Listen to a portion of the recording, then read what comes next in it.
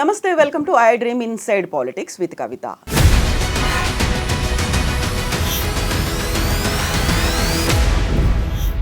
తెలంగాణ రాష్ట్రంలో తెలంగాణ తల్లి విగ్రహం రాచరిక ముద్రలు కనిపిస్తున్నాయి. అలా కాకుండా ఒక సామాన్య మహిళగా కనిపించాలి, తెలంగాణ తల్లి విగ్రహాన్ని మార్చే ఏర్పాట్లు జరుగుతున్నాయి.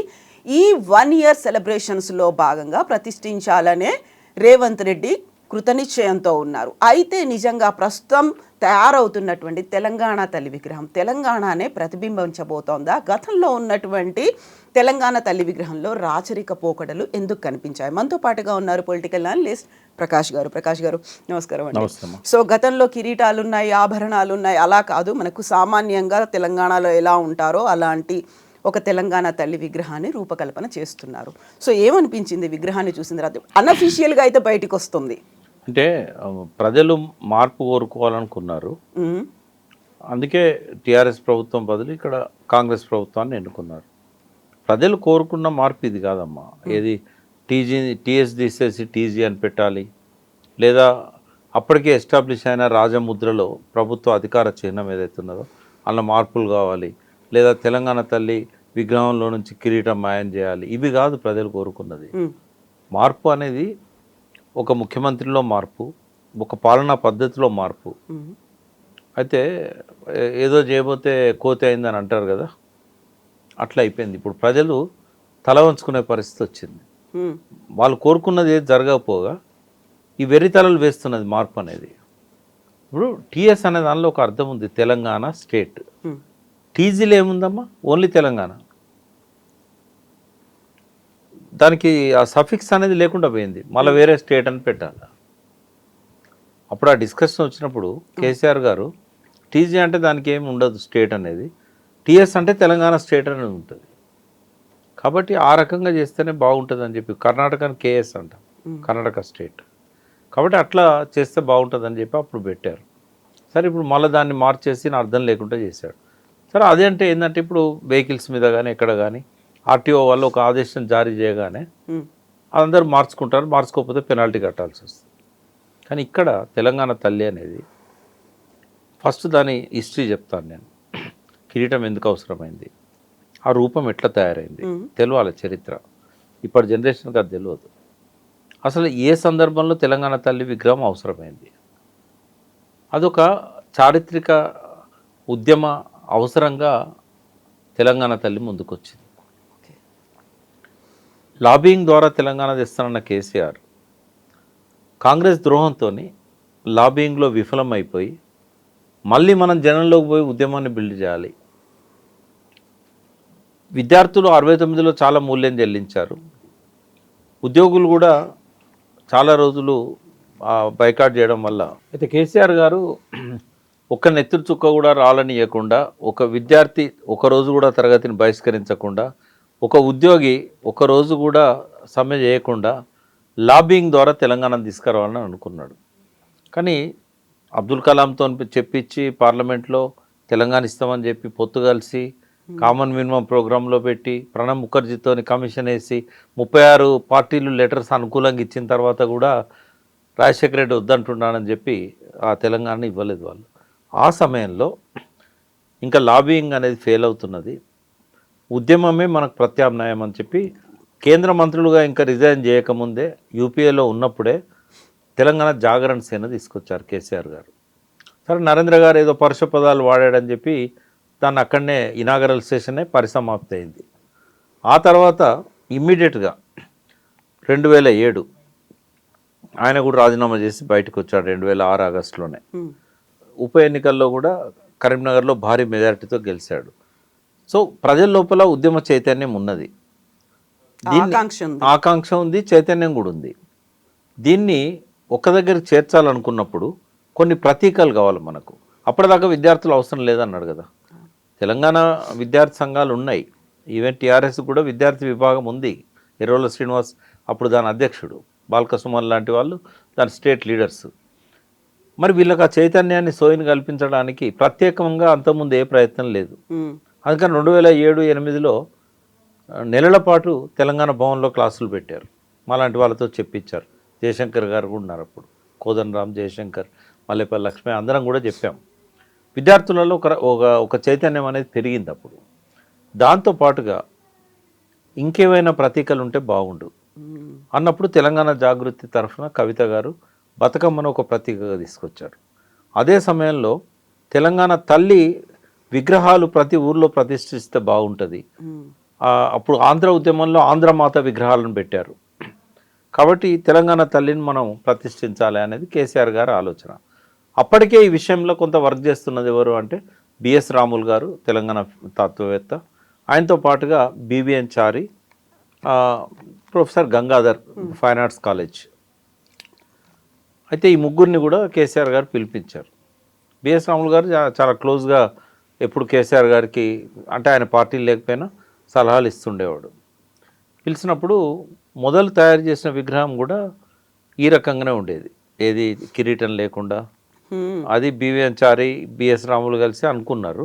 కానీ రాములు గారు ఏమన్నారంటే అట్లా కాదు, దీనిలో మార్పులు చేయాలన్నారు. కేసీఆర్ గారు ముందుకు వచ్చినాక భరతమాత విగ్రహం ఎట్లుంది, మధ్యలో వచ్చిన ఆంధ్రమాత విగ్రహం ఎట్లుంది, అంటే తల్లి అంటే ఒక దేవతా భావన, మనుషుల కంటే ఎబో ఉండాలి. అయితే ఈ బిఎస్ రాములు గారిని, బివిఎన్ చారిని అందరిని పిలిపించుకున్నాడు కేసీఆర్ గారు.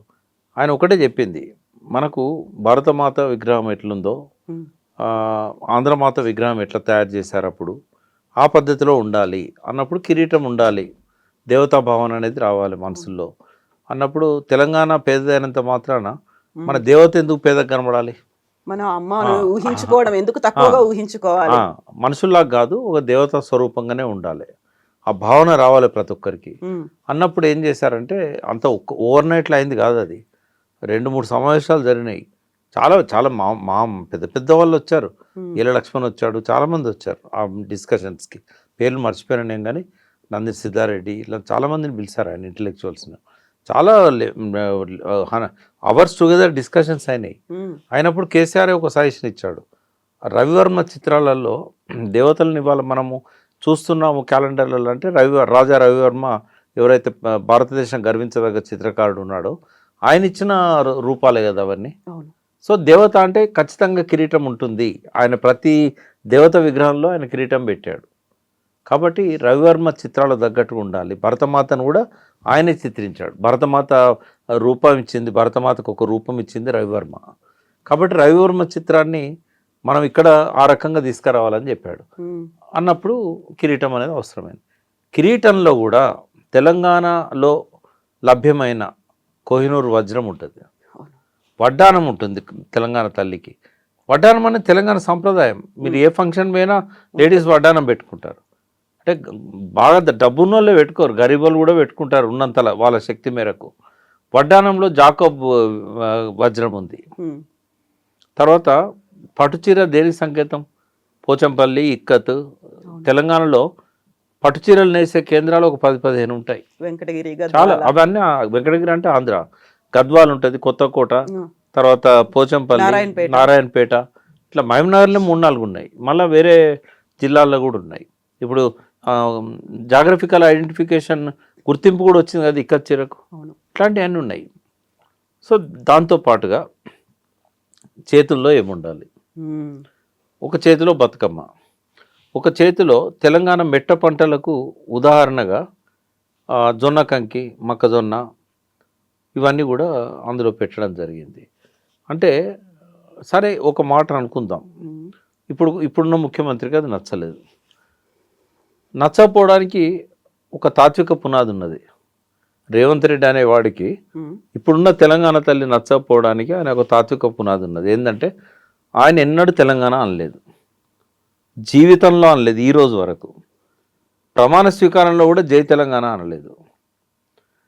1 year పూర్తవుతున్నా అమరవీరుల దగ్గర పోయి దండం పెట్టలేదు. ఎన్నడూ జై తెలంగాణ అనే వ్యక్తికి, తెలంగాణ ఉద్యమంలో లేని వ్యక్తికి, ఉద్యమకారుల మీద తుపాకీ తీసిన వ్యక్తికి తెలంగాణ తల్లి మీద గౌరవం ఎందుకుంటుంది? అందుకే ఆయన దాన్ని, ఆయన మనసులో లేని తెలంగాణ తల్లి ప్రజల మనసుల్లో కూడా ఉండకుండా చేయడానికి ఒక కుట్ర చేస్తున్నాడు. ఆర్టీఏ వాళ్ళు ఇచ్చిన నోటిఫికేషన్ అంతా సులభమా తెలంగాణ తల్లిని చెరిపేయడం అనేది? లేదా కేసీఆర్ గారి అడుగుజాడల్ని తుడిచేస్తా ఆయన జ్ఞాపకాలను లేకుండా చేస్తా, ఆయన గుర్తులను చెరిపేస్తా అని ఏదైతే అంటున్నాడో అది ఒక్క కేసీఆర్ గారు సృష్టించిందా? సో కేసీఆర్ గారు లాబియింగ్ ప్రక్రియ ఎప్పుడైతే విఫలమైందని అన్నారో, సో మళ్ళీ ఆయన ఈ తెలంగాణ తల్లి విగ్రహానికి రూపకల్పన చేసిన క్రమంలో మొట్టమొదటిసారి నవంబర్ 15, 2007 తెలంగాణ భవన్లో తొలిసారి ఆ విగ్రహాన్ని ఆవిష్కరించడం జరిగింది. పస్నూరి దయాకర్ మొన్నటి వరకు ఎంపీగా ఉన్నారు టీఆర్ఎస్ ప్రభుత్వంలో. ఆయన లోక్సభ సభ్యునిగా 2 సార్లు ఎన్నికయ్యాడు. అతను ఫైన్ ఆర్ట్స్ కాలేజ్ స్టూడెంట్ ఉండే. ప్రొఫెసర్ గంగాధర్ ఎవరైతే తుది రూపం ఇచ్చారో ఈ తెలంగాణ తల్లి విగ్రహానికి, ఆ విగ్రహాన్ని అంటే తయారు చేయడంలో ఒక శిల్పిగా పస్నూరి దయాకర్ గారి పాత్ర ఉంది. ఆయన ఇప్పుడు రేవంత్ రెడ్డి గారు పక్కనే కాంగ్రెస్ పార్టీలో ఉన్నారు. సో ఆయన చేసిన విగ్రహాలే ఇవాళ మనకు తెలంగాణలో చాలా దిక్కులు మనకు కనబడతాయి. సో రేవంత్ రెడ్డి గారికి ఎట్లాగూ ఆ తెలంగాణ సోయి లేదు, తెలంగాణ ఉద్యమంలో పాల్గొనలేదు, ఆయన జై తెలంగాణ అనలేదు, అమరవీరుల స్థూపం దగ్గర పోయిన నివాళులు చెప్పలేదు. తెలంగాణ ప్రజల మనసులో నుంచి ఈ విగ్రహాన్ని తొలగించాలనుకోవడం అనేది అదొక మూర్ఖపు చర్య అని నేను అంటాను. ఎందుకంటే ఇవాళ నువ్వు కొత్త విగ్రహాన్ని తయారు చేస్తావు, మరి పాత విగ్రహాలు ఏం కావాలి? వాటన్నిటినీ ఎవరైతే పెట్టారో వాళ్ళే తొలగించుకోవాలా? విగ్రహాలను తొలగించగలుగుతారా? తొలగించడం అవసరమా? రోడ్ల మీదనంటే నువ్వు తెలంగాణ తల్లి రూపాన్ని మారుస్తావు. మరి ఉద్యమకాలం అంతా కూడా ప్రజల మనసుల్లో చెరగని ముద్ర వేసుకున్న తెలంగాణ తల్లి విగ్రహాన్ని వాళ్ళ మనసుల్లోని తొలగించడం సాధ్యమవుతుందా? ఇప్పుడు గతంలో ప్రయత్నం చేస్తేవి అందశ్రీ పాడిన జయ జయ తెలంగాణ ఆయన రాసి పాడిన పాట, దాన్ని కొత్త రూపంలో మళ్ళీ కీరవాణి గారితో మా సంగీత రూపకల్పన లోపల మళ్ళీ పాడించినావు. ఇప్పుడు ప్రజలు ఏది పాడుకుంటున్నారు రేవంత్ రెడ్డి గారు? నువ్వు మార్చింది పాడుకోవట్లేదు. నువ్వు ఏ దేశానికి పోయినా తెలంగాణ ఉద్యమ మీటింగ్స్లలో ఈ జూన్ 2 నాడు తెలంగాణ ఆవిర్భావ దినం రోజు కానీ, తెలంగాణ బోనాల పండుగప్పుడు కానీ, బతుకమ్మ పండుగప్పుడు కానీ ఎప్పుడు పాడుకున్నా కూడా పాత పాటే పాడుతున్నారు, జయ జయ తెలంగాణ. ప్రజల మనసుల్లో ముద్రించబడ్డ పాటల్ని చెరిపేయడం సాధ్యం కాదు. ఇవాళ మీరు మీ ఆధ్వర్యంలో నడుస్తున్న వందలాది స్కూళ్ళల్లో పొద్దున ప్రార్థన సమయంలో పాడుతున్నది ఏ పాట? అందుకే కీరవాణి గారి సంగీతాన్ని నేను తప్పట్టట్లేదు, అందశ్రీ గారి ఆశయాన్ని కూడా నేను తప్పట్టట్లేదు. కానీ మార్పు చేసినంత మాత్రాన ప్రజలు దాన్ని స్వీకరిస్తారు అనుకోవడం పొరపాటు. దానికి ఉదాహరణే మనకు ఈ తెలంగాణ జయ జయ తెలంగాణ పాట. కాబట్టి ప్రజల మనసుల్లో ఎట్లయితే ఉద్యమ కాలంలో ఆ పాట ఎస్టాబ్లిష్ అయిందో, తెలంగాణ తల్లి భావన కూడా అట్లాగే ఎస్టాబ్లిష్ అయింది. ఇవాళ వీధి వీధిన ఆ విగ్రహాలు ఉన్నాయి. వాటి తొలగించడం ఎట్లా సాధ్యమవుతుంది? మళ్ళీ నువ్వు అన్న విగ్రహాన్ని తయారు చేసి ఆ ప్లేస్లో పెట్టాలంటే ఆ ప్రజలు ఒప్పుకుంటారా? కాబట్టి మీ నుంచి ప్రజలు కోరుకున్నది ఏంటంటే కేసీఆర్ అసంపూర్తిగా వదిలేసిన లక్ష్యాలను కంటిన్యూ చేసి ఆ పాలమూరు రంగారెడ్డి పథకాన్ని మీ కోడంగల్ దాకా తీసుకుపోతావా, లేకపోతే కొండారెడ్డిపల్లె తీసుకుపోతావా? మీరు నీళ్ళు ఇవ్వాలని ప్రజలు కోరుకుంటున్నారు. కానీ నువ్వు చేస్తున్నది ఏంది? నీళ్ళు ఇవ్వడం గురించి ఆలోచించకుండా ఆంధ్రలో రాయలసీమ ఎత్తిపోతల పథకాన్ని కంటిన్యూ చేస్తుంటే చూస్తూ కూర్చున్నావు. శ్రీశైలంను మొన్నటి వర్షాకాలం నుంచి 2 సార్లు ఖాళీ చేశారు, పోతిరెడ్డిపాడు ద్వారా నీళ్ళని తీసుకుపోతుంటే చూస్తూ కూర్చున్నావు. నాగార్జున సాగర్ నుంచి కనీసం పోలీసులను ఈ రోజు వరకు ఉపసంహరించలేదు. ఎలక్షన్ రోజు నవంబర్ 30, 2023 ఆంధ్ర పోలీసులు వచ్చి నాగార్జున సాగర్ను కబ్జా పెట్టారు. తెలంగాణ ఇంజనీర్ పోయి అక్కడ నీళ్ళ లెక్క చూస్తానంటే అతన్ని దొంగలాగా పట్టుకొని అతనితో క్షమాపణలు చెప్పించుకునే పరిస్థితి పోయింది. అంటే తెలంగాణ ఆత్మగౌరవం దెబ్బతింటుంటే, తెలంగాణ వనరులన్నీ కూడా మళ్ళీ దోచుకోబడుతుంటే వాటి మీద మాట్లాడకుండా ఈ పనికిమాలిన వాటి మీద నీ టైం అంతా వేస్ట్ చేసుకుంటూ ప్రజలు మార్పు కోరుకున్నది నీ ఇట్లాంటి దానికోసం కాదు. ఇంతకంటే మెరుగైన పాలన అందించాలి, గత ముఖ్యమంత్రి కంటే గొప్ప ముఖ్యమంత్రిగా చూడాలనుకున్నారు.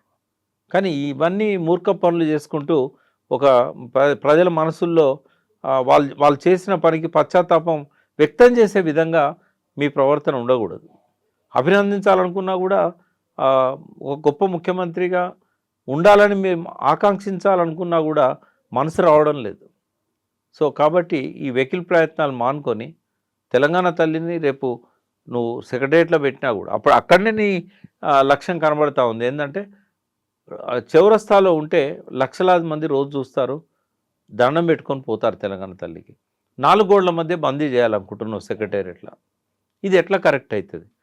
రాజీవ్ గాంధీ విగ్రహాలు ఊరూరా ఉన్నాయి. ఆయన త్యాగాన్ని తప్పట్టడం లేదు. One of the best prime minister Rajiv Gandhi. కానీ తెలంగాణ తల్లి కోసం పెట్టిన స్థలంలో నువ్వు రాజీవ్ గాంధీని పెట్టి తెలంగాణ తల్లిని సెక్రటేరియట్ 4 గోడల మధ్య బందీ చేస్తే ఇది పర్మిషన్ తీసుకొని నీ పాస్ తీసుకొని లోపలికి వచ్చి దండం పెట్టాను తెలంగాణ తల్లికి. అంటే నీకు తెలంగాణ తల్లి మీద గౌరవం లేదనేది ఎస్టాబ్లిష్ అయింది. నీకు తెలంగాణ నువ్వు జై తెలంగాణ అనవనేది తెలుసు. కానీ తెలంగాణ తల్లిని కూడా నువ్వు 4 గోడల మధ్య బందీ చేసి రోడ్ల మీద ఆ విగ్రహాలన్నీ తొలగించే విధంగా నీ చర్యలు ఉంటే నిన్ను ఎట్లా మేము అప్రిషియేట్ చేయాలి? కాబట్టి ఇది ఒక మూర్ఖపు చర్యగా నేను భావిస్తున్నాను. తెలంగాణ తల్లికి ఒక సముచిత స్థానం సచివాలయంలో తీసుకొచ్చి పెడుతున్నాము అంటే ఇప్పటిదాకా జరగని పని మేము చేస్తున్నాము అనే ఒక మాట రేవంత్ రెడ్డి సర్కార్ చెప్తోంది. కాదంటారా అది? అంటే సచివాలయంలో అసెంబ్లీలో తెలంగాణ తల్లి విగ్రహం పెట్టడాన్ని ఎవరు తప్పు పట్టరు.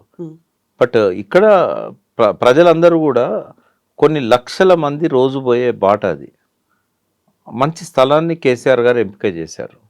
అక్కడ ఆయన రాజీవ్ గాంధీ విగ్రహం పెట్టకపోయినంత మాత్రం నష్టం ఏముంది? ఎందుకంటే ఎక్కడ చూసినా రాజీవ్ గాంధీ విగ్రహాలనే. కావాలంటే అంబేద్కర్ విగ్రహం అంత ఎత్తు పెట్టుకోవచ్చు సెక్రటేరియట్ ప్రెమిసెస్లో, ఎవరొద్దన్నారు? బట్ తెలంగాణ తల్లి కోసం ఉద్దేశించిన స్థలాన్ని అక్కడ నుంచి తీసుకుపోయి నువ్వు లోపల పెట్టడం వల్ల అది సముచిత స్థానం ఇచ్చినట్టు కాదు. ఎందుకంటే ఇక్కడ రోజు కొన్ని లక్షల మంది ఆ బాటెంబడిపోతుంటారు, దండం పెట్టుకుంటారు. ఇప్పుడు అనుమతి తీసుకొని లోపల రావాలి.